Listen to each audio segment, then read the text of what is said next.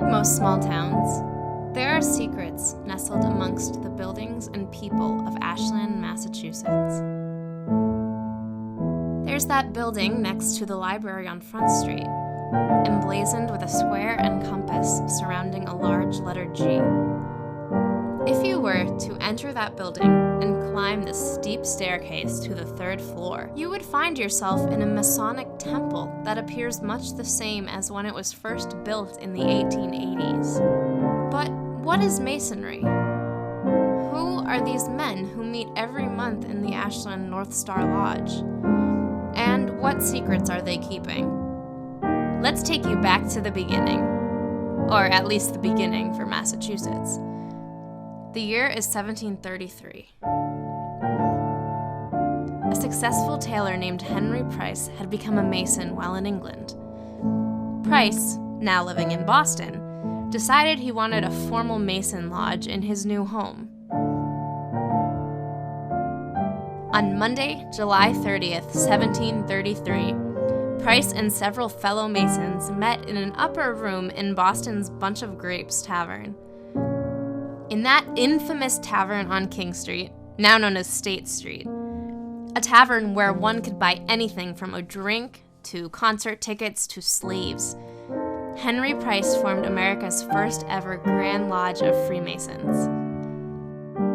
The Massachusetts Grand Lodge is the 3rd oldest in the world, following the Grand Lodge of England, constituted in 1717, and the Grand Lodge of Ireland, constituted in 1725. A year after Price established the Massachusetts Grand Lodge, he became friends with a man from Philadelphia named Benjamin Franklin. Ben Franklin soon brought Freemasonry to Philadelphia and became the master there. But what exactly do Masons do? What is so special about this work that Henry Price felt the need to bring it to America? To understand this, first we need to go back to the craft of stonemasonry. Stonemasons have been around ever since early human history. They shape rough pieces of rock into smooth stones and arrange them into structures, such as the Taj Mahal, Cusco's Incan Wall, the Egyptian pyramids, and the Parthenon. The men who crafted those structures are the literal craft masons. The Masons that meet in Ashland's North Star Lodge, and ones like it around the world, refer to themselves as speculative Masons.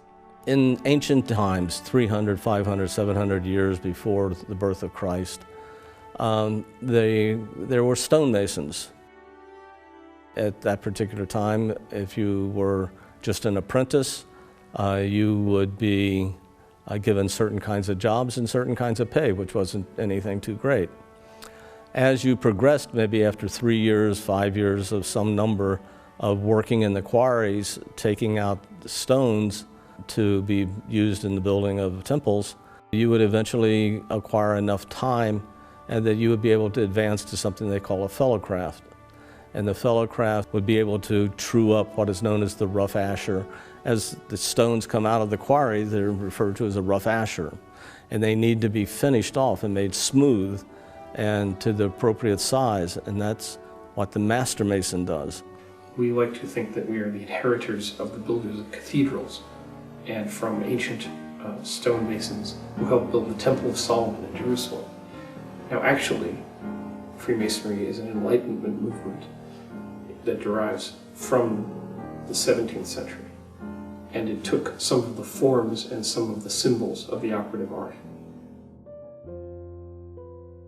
Freemasonry is a fraternal, charitable organization that believes in the brotherhood of man, the fatherhood of God, and the immortality of the soul.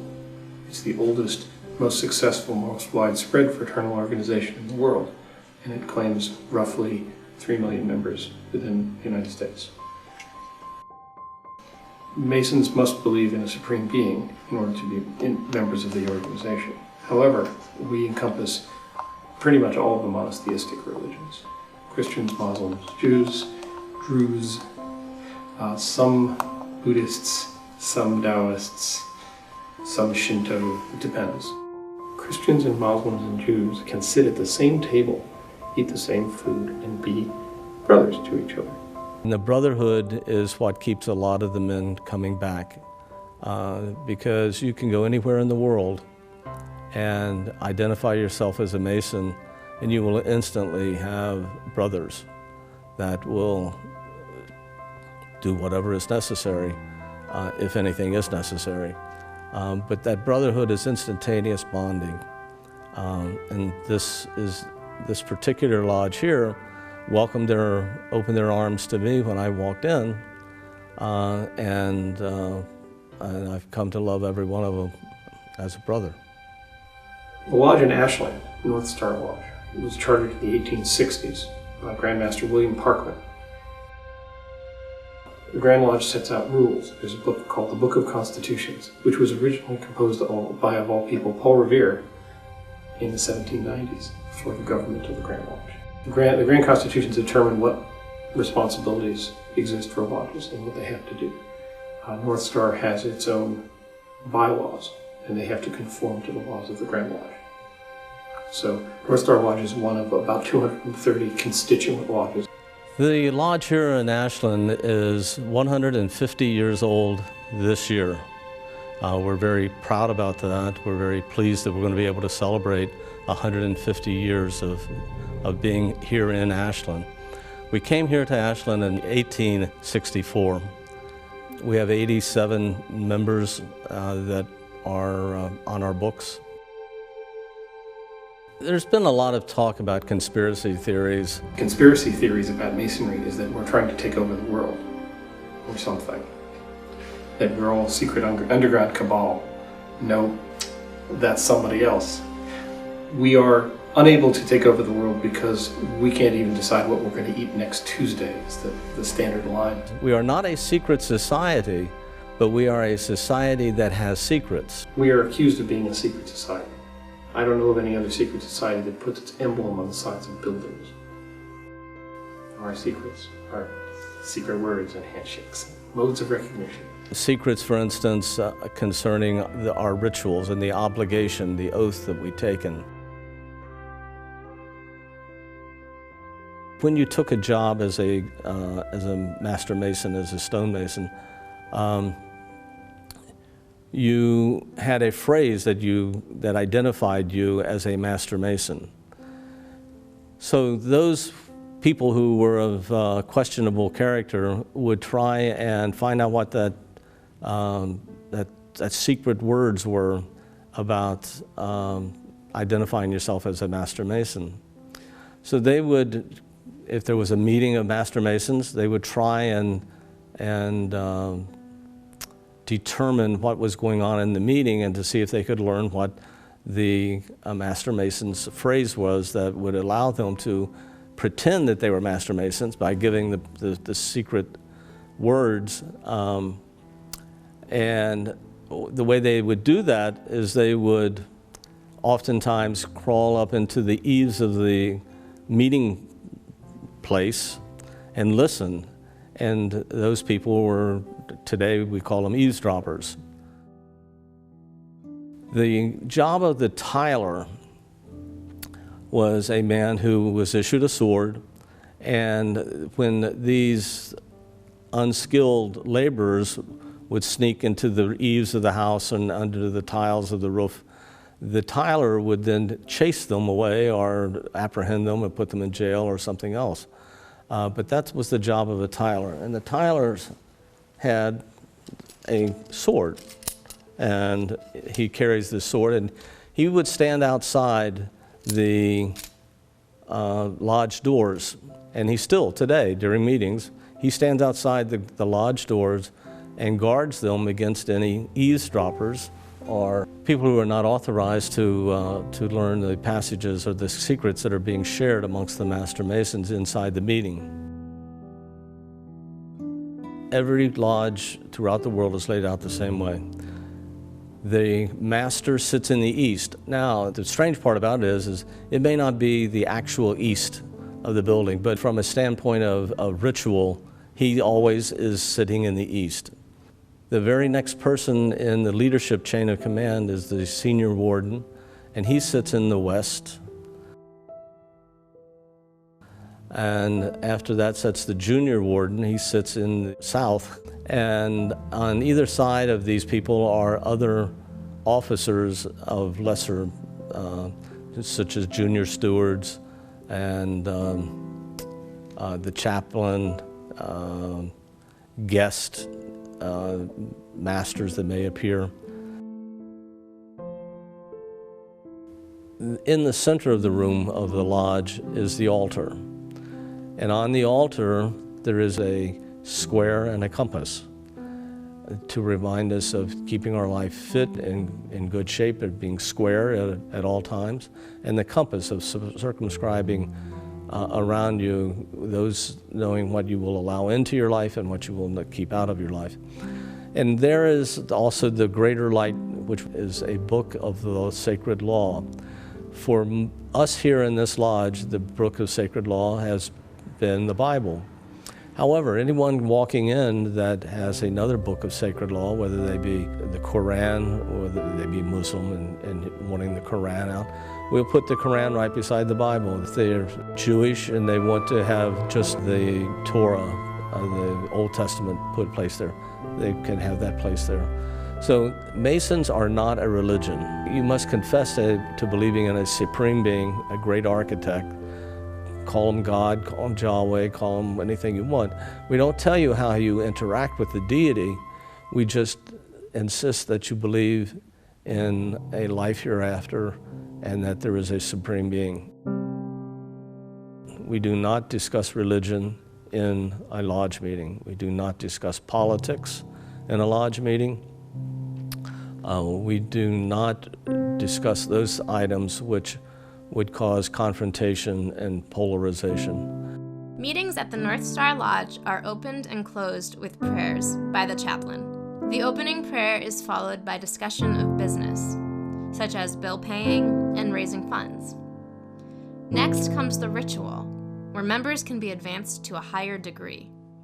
Which would be perhaps advancing a person to an entered apprentice or to a fellow craft or to a master mason. Event planning is also done at these meetings. The North Star Lodge often gets involved with a program called the Masonic Angel Fund. The Angel Fund provides assistance to children in need who don't meet the criteria for the usual social service programs. We get calls from the school and they say, just recently this past winter, we need 9 new coats or 10 new gloves and hats and shoes and whatever. And so we take our money out of the Angel Fund, we go buy these things and we deliver them to the school. We are known for our work. We donate blood. We identify children and help parents find them. We participate in angel funds. We do charitable work in our communities. We help educate youth. One of the things that I like about Masons is they stress charity. The Masons give, on average, $3 million a day to charity. Many of us have heard about the Shriners, Burn Institutes, the Shriners, the children's hospitals run by Shriners. Those are an extension of the Masons. In order to be a Shriner, you have to be a Mason. So that's what I like about the Masons, in that they don't only talk about it, they do it. And they do it most of the time that you don't even know that they're there doing it. There's a Masonic medical research lab that gets funded by donations from the Masons. There are rooms on the second floor of the North Star Lodge that are devoted to relaxation and recreation. We have a reading room with some comfortable plush chairs and library of books. Then we have a room that is set aside as a game parlor with card tables, with pool tables, televisions, just as a rec room. We have parties, we have theme parties, we have Christmas parties for our children, our own children, and we have, in the summertime, we have barbecues. There have been 14 U.S. presidents who were Freemasons. George Washington, James Monroe, Andrew Jackson, James Polk, James Buchanan, Andrew Johnson, James Garfield, William McKinley, Theodore Roosevelt, Howard Taft, Warren Harding, Franklin Roosevelt, Harry Truman, and Gerald Ford. In Massachusetts, we have Joseph Warren, who was at the Battle of Bunker Hill and was Grand Master when he died. He was a Mason. Paul Revere was a Mason. Isaiah Thomas, who founded the American Antiquarian Society, and whose print shop you can find at Old Sturbridge Village. He published the Massachusetts Spy, which was the first newspaper to publish the Declaration of Independence. He was a Freemason. His protege, Benjamin Russell, whose magazine, the Columbian Sentinel, was very popular in Boston, he was a Freemason. Nowadays, John Glenn, Shaquille O'Neal, there are some other sports figures, past and present. Bobby Doerr, who was the Red Sox second baseman, Hall of Famer, he was a Mason. A popular English definition of Freemasonry is that it's a system of morality veiled in allegory and illustrated by symbols. Iowa's Brother C.C. Hunt expanded on that, calling it an organized society of men symbolically applying the principles of operative masonry and architecture to the science and art of character building. So how do symbols build character and morality? The most recognizable symbols of Masonry are the ones in their universal logo, a square and compass. Multiple meanings can be attributed to each symbol, but typically the square represents morality and virtue, reminding Masons to square their actions. The compass, to me, says we need to circumscribe our life to set boundaries as to what we will keep out, those things which are not good for us, and we will keep well within that circle those things that are important to us. I've been a Mason for 26 years. When I was a Mason all of 2 years, so in 1990, that's when my dad died. And I spoke at his wake. And a whole bunch of people from the lodge, many of whom I'd never met, came and paid their respects. And I was very impressed with that. People who didn't know me, but knew I was a member of their lodge. But a whole bunch of people I didn't know came in and conducted themselves in a way that made me respect them greatly. There is instant fellowship no matter where I go, and it truly works. You identify yourself as a Mason, you immediately have a brother. I think it's made me a better friend, better brother, better father, better husband. It has taught me what it is that's important in terms of life and conduct. I've met people I never would have met. We say in our work that Masonry unites men of every country, sect, and opinion, and conciliates true friendship among those who might otherwise have remained at a perpetual distance. And that's very true. The men that come here to this lodge are seeking more light, more truth. And as long as they are still searching for those things, they'll find a home here at this lodge.